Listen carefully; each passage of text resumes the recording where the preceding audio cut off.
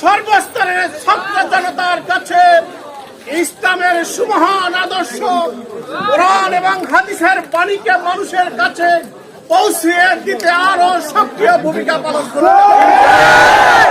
পাশাপাশি আমরা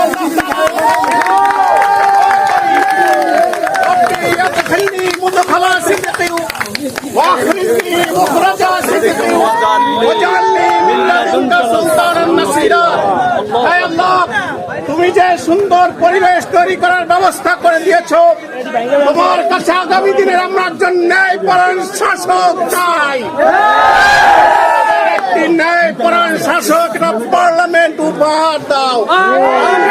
আগামী দিনে সেই পার্লামেন্টের সৎ এবং যোগ্য ভাইদেরকে নির্বাচিত করার জন্য এখন থেকে আমাদের সক্রিয় ভূমিকা সর্বস্তরের মানুষের কাছে দেওয়া